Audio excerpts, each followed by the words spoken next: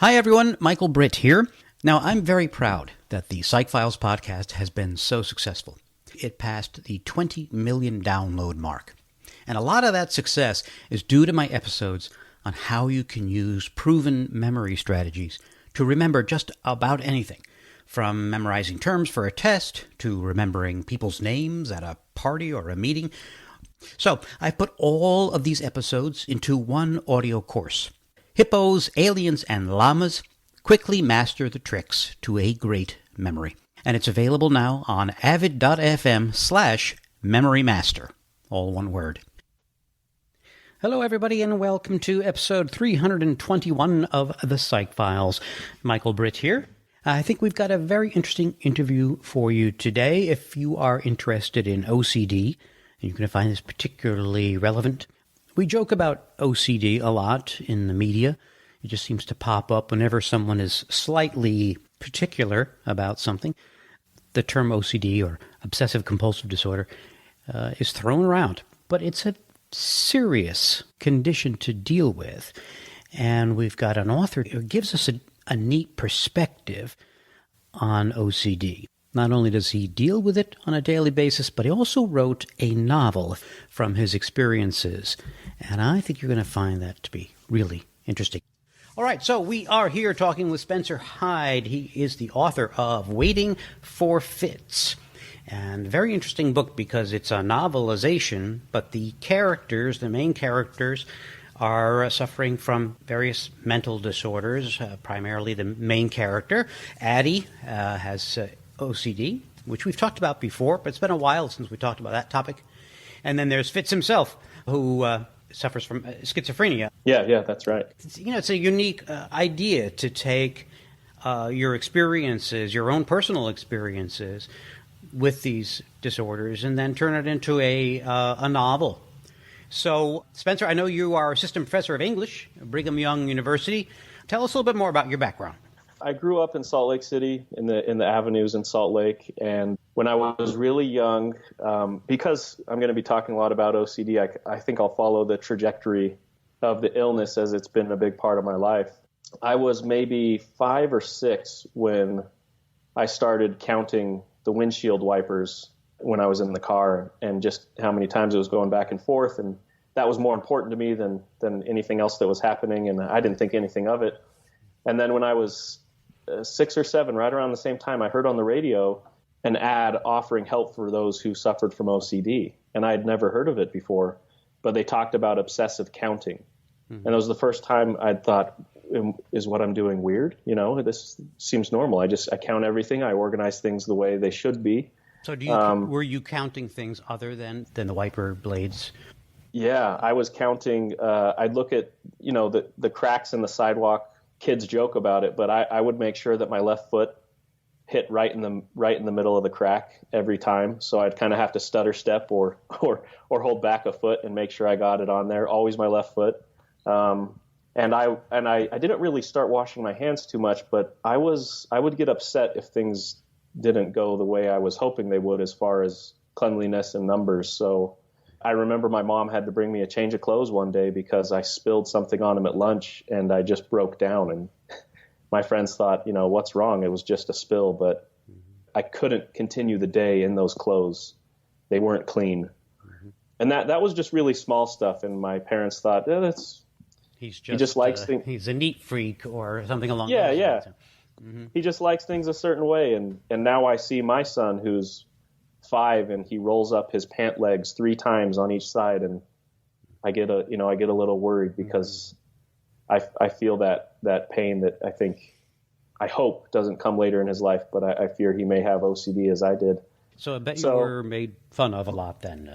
Yeah, I mean, people, the nice ones just commented and said, it's weird that you're washing your hands so much, but others would make fun of my bleeding hands, and I'd kind of have to hide them under my sweatshirt, which is something Addie does in the book. She hides her hands under her sweatshirt and curls them up so people can't see them. So I struggled with that, but I learned to cope, and I would, kind of hide it from people. And I remember when I got a little bit older and I lost both 2 of my grandparents. They died on the same day, which was odd, but I remember going to those funerals, and funerals for me were like, I mean, they were the worst, because the idea of death is something that is a constant in my mind, and was as a kid. And I thought, well, I need to wash, or people close to me are going to die, which I know sounds crazy, but at the time it really, I thought of Pascal's wager, right? No, I don't know that one. Oh, okay. So Pascal's wager, he said, if you believe and God exists, then you've made a good wager. If you believe and he doesn't exist, you haven't really lost anything, right? You've still led a good life. And if you don't believe and he does exist, then you're in trouble, kind of thing, right? So I thought, hey, you know what? I'm going to wash my hands. Worst case scenario, my hands are cracked and bleeding, but hey, my family lives. Okay, right. So nothing bad can come from it. Exactly. So I kind of thought that way.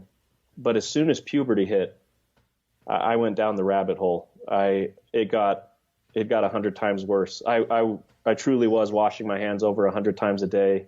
My morning rituals took forever. I had to make sure the towel was in a certain place when I went into the bathroom. I had to clear my throat a certain amount of times as I crossed the threshold. If I washed a certain part of my body at the wrong time, I'd have to start the whole thing over. I'd dry off, get a new towel, go outside of the room, and start over. And my thoughts were controlling it, So if I thought about death halfway through the shower, I thought, oh, I got to start over. If I didn't get the routine right. Because the routine was supposed to protect you from those thoughts of death? Exactly. To the point where I remember we had a family friend who had a missing arm. She's wonderful, and I loved talking with her, but as soon as she'd leave, I'd have to take off all the clothes I was wearing, and I could never wear them again, because I'd fear that not just that loss of an arm, but it could take someone's whole body. It could take someone from me. Which sounds pretty wild. You're at what age when you're thinking this?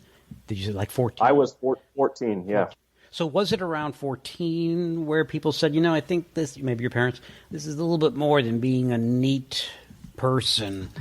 Did they bring you, I know you spent some time in a school, is that right? A therapeutic boarding school, you call it? All right, but didn't want to interrupt your... Yeah, you're at 14. No. Yeah, at 14 we moved to Maryland. We actually moved on my 15th birthday to Baltimore.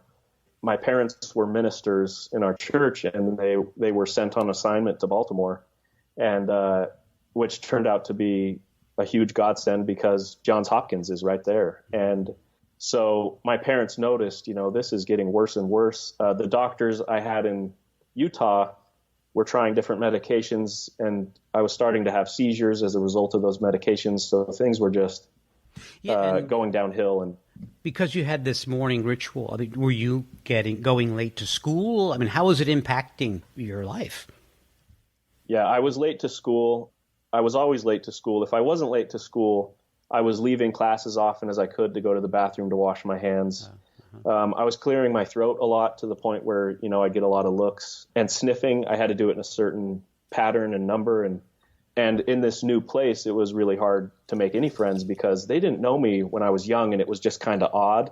They knew me as, this is extreme, and I can't even talk to the guy because he's sniffing and clearing his throat and leaving to the bathroom, and we don't even see him. So you had this one in the morning. Did you have any when you went to bed at night? Did that have to be done in a specific way?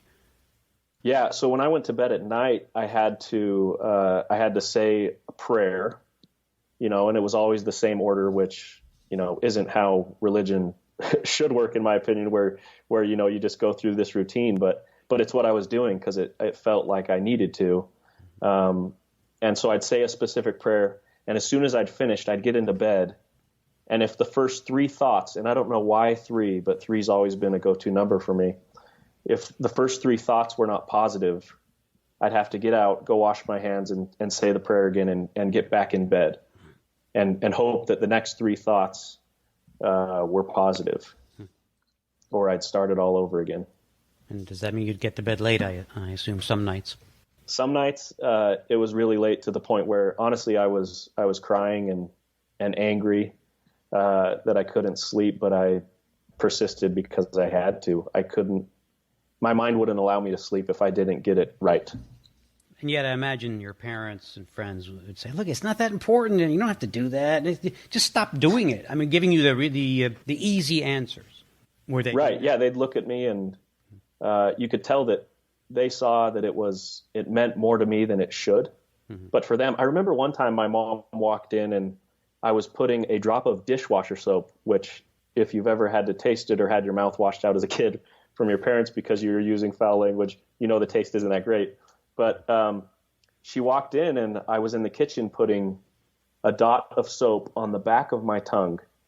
And she looked at me and said, what are you doing? Yeah. And I said, Mom, I know this looks crazy, but right now that is the place on me that I need washed because that's where death is right now. So why? And I've never heard that theme of fearing death as part of OCD. Is that what it was for you? That if things didn't happen in the right way, it might lead to your death? Yeah, I felt it would lead not just to my death, but those close to me. Okay. So, and it came back to germs. So, I mean, if I had a thought of death, I'd go wash it off in the bathroom, and then it wouldn't be on me, and there's no way I could transfer that to anyone I loved. Mm-hmm. So it was a constant where I thought the germs, well, if I don't wash these off and I get really sick, I'll get others sick, and they could die. Okay. Wow. All right. So tell us about the boarding school. Is this about when you went into the boarding school? I was in the adolescent psychiatric ward at Johns Hopkins very briefly because the doctor there at the time, Dr. Riddle, he often didn't work on the floor. And if you were lucky enough that he was on the floor, he didn't really take patients individually. He would just kind of check in on those who were in the ward and assign medications and meet with you multiple times each week. But after we talked that first week, he met with me and my parents and he said, look, I want you as a patient because your OCD he said it was a pure form of OCD because there was no other abuse in my life and no other drugs involved. So he said, this way I know that it's just OCD and it's not because, your parents are abusing you at home. It's not because of the way you were raised as a kid. I didn't know that any of those were connected with OCD. No, I didn't either. He said they were studying what past trauma does to OCD patients. So, and what year is this? This was 2000, year 2000. Okay. And he said that they were studying at that time if traumatic birth had any effect on this. They knew it was genetic, but he said we were wondering about traumatic birth. And two of my sisters also suffer from OCD, and all three of us had traumatic births or premature births. So he decided to study that as part of it. Do you know what he found in his research? I don't. It's still ongoing, which they haven't really filled this in, but every 5 or 6 years they'll come take blood from us and tell us that it's still ongoing. Okay. So interesting. Yeah, so I started meeting with him 3 or 4 times a week. He said, I don't need to keep you as an inpatient in the psych ward, but if I make you an outpatient, I need to be able to see you whenever I want to. And this is a psychiatrist or psychologist? Yeah, psychiatrist. Okay. Yeah. So we agreed to that, of course, because being at home, I just had more comfort. Even if my rituals were bad there, they were just as bad at the hospital. So were you schooled at home during that time? I was actually still going to school, although my grades suffered significantly. But it honestly was a help because I was away from easy access to the bathroom. I mean, just socially, I thought, I can only go to the bathroom 3 times this period, or it's going to look extremely weird. So I kind of had some boundaries because I was in the public schooling system, and I actually was thankful for those. Yeah, I can see that. Yeah. All right, so you're in your maybe later teens at this point? Yeah, so I was 15, 16, 17. I was seeing Dr. Riddle, and about a year in, he'd been trying different medications, different cocktails, everything he could think of to try. And some were making me really tired. Others, I was gaining a lot of weight. I was really hungry. We switched it a few months later, and all of a sudden I'd get thin again, and I, wasn't sleeping as well. And we were trying everything we could. And finally, he decided to try a Ritalin type substance. He said, I never really have done this with adolescents, but at this point, he was willing to try anything. So he said, I'm just going to try 5 days. Now that your system's cleaned out of everything else, I'm going to try 5 days with Ritalin, and we'll see if anything changes. Mm-hmm. And 3 days in, it was like the lights turned on. It was strange. I felt like I was back. Not that the OCD was gone, but I felt like I wasn't as lost in the OCD or as anxious about it. Interesting. Did you continue to take that for years after that? I was on Concerta, so it was more of the controlled release. But I stopped taking Concerta just a few years ago. So it's been, 15 years that I was on that. Mm-hmm. Well, so tell us about the book that you just released. You drew from those experiences. You decided, though, to create a novel out of it, which I think is a neat idea. When did that hit you? Hey, let me write a story around this. So I've always loved writing. I love to read. I love to write. And honestly, reading, it was this one space, this one pocket that I had in the OCD, which by the time I hit 15 and it was real bad, was coupled with depression and anxiety. So they were all kind of piling on top of each other. But reading was this quiet space I had where if I was invested enough in a story or in a voice by a different author, I never thought about washing. Interesting. It's like it was like yourself. Yeah, completely. Yeah, and I inhabited these characters, and I thought, if I'm in this character, death has no effect. It can't get through this kind of shield that was put up when I started reading. So I read everything I could. I was reading all the time. Were you reading like the classics, like Huckleberry Finn, or science fiction? What kinds of titles? Yeah, I was all of it. So I was, I read The Eye of the World, and then in class we were assigned Catcher in the Rye, and I loved that The Voice. Oh, which, if you look at Waiting for Fitz, you'll see that the voice is the influence. It's the anxiety of influence, as Harold Bloom says. I couldn't get away from it. With Waiting for Fitz, it's this story that I wanted to tell because I wanted to write a story that I felt like someone with OCD could pick up and experience and get out of their head and realize, that they could have someone to relate to, because that's why I read fiction, is so I can learn empathy, so I can relate to these characters, so I can get outside of my own life, which I guess looking at it from someone with OCD, they might think, well, why would I want to escape to someone else who has OCD? But I like the idea of them being able to say, hey, other people deal with this, and though it sounds weird and the things they do seem so strange, you can't look at these characters and not see humans there. So that's the hope I have for it.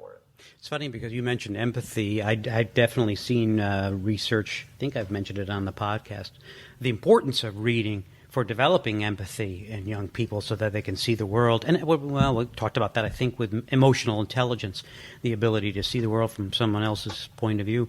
But, I would imagine that and let me not, the term OCD is just used all the time. Anyone rearranges something on their desk in let's say, a TV show, and the word pops out. So it seems like a book like this would be more like, okay, so what is it really like? Right. That's spot on. All the time people will say, it's just my OCD. I just have to arrange it like this. Or even my family or in-laws or friends will say, yeah, I'm OCD too because I do this, and it's like they put their dishes in the dishwasher a certain way. And I think, maybe that's one of your little peccadillos, but I don't know that I'd call it OCD, right? So I put an author's note in the front of the book because I noticed just from initial reviews when I was first reading them, I thought, well, people are jumping into this and saying, there's no way this is true. There's no way someone experiences it like this. So I put an author's note that said, mental health is so idiosyncratic. Even when people tell me they have experienced severe OCD, I kind of balk and say, yeah, but not like me, right? There's no way it was like mine. They're just so individual that my hope is that people are able to suspend disbelief and say, this could be how someone experiences OCD, because it's how I did, with Addie to a degree. I had a lot of anxiety writing this because I did worry, and I had sensitivity readers for this, but I did worry that, look at how I'm portraying Tourette's or schizophrenia. Is this right? I have a friend whose wife is schizophrenic, and she read it and said, yeah, this is spot on. But you know what? People are going to read this and say, this is way different than what I know about schizophrenia. Well, that's a good point, because we do, as a professor, I try to tell students we have these definitions in the book and we have some descriptions, but these are people, not diagnoses, not labels, of course. Yes. And my hope throughout the book, I just kept thinking, I really hope people see the person here first. And I think that's always the goal of when we talk about mental health is, don't say my schizophrenic friend or my friend. It's first my friend, and then if you want to talk about that, you can. But you're right. The human element has to come first before that diagnosis. All right. So tell us about your main character, Addie. I had a lot of fun writing Addie. Her voice just kind of came to me one night, and that's kind of how I work my way into fiction. I follow a voice, and I kind of let it blossom around me and figure out where it's taking me. And with Addie, I was trying to go to bed. I think with my OCD coupled with anxiety, my mind races every night. It's hard to fall asleep, but for a writer, I think that's a good thing because I'm constantly taking notes about things I'm thinking about. But with Addie, I put my head on the pillow, I think it was around midnight, and I heard her voice, and it said, not that you need to hear this, it's just that I need to tell somebody. And I thought, whoa, I really like that. What does she want to tell me? So I just Sounds kept like thinking. The first line in a book. Yeah, exactly. So I started writing from that. You know what? It didn't end up as the first line, but that's where it started. And I followed her for months. And then I just started writing and adding these characters as they came up. Now, you had to weave the characters into a plot. What gave you an idea for a plot in this one? So the plot, I thought, there's a lot of... One of my goals in writing this was to bust some stigmas, and I know people say that, but the truth is I think we're doing a great job of it because mental health is more prevalent than ever before, at least open discussions about it, and I hope that continues. I hope we also get beyond, your monk character that, that's all people know about OCD, which was one of my worries, as I said, going into this. I want people to see Fitz as Fitz and not as, oh, this is a beautiful mind. This is how people experience schizophrenia. But I also had to pull back because thinking of my friend's wife, if I went too in-depth into schizophrenia, I could lose the story. So I had to balance this past of Fitz, and I thought one of the things I was hoping to get at here is the idea of forgiveness and redemption and guilt that we carry around. And anyone with mental health will know that there's a portion of guilt you carry around that you really shouldn't feel is your burden to carry, but we do. I felt guilty, like I was selfish for having OCD, like more of the attention from my family was placed on me because I needed help.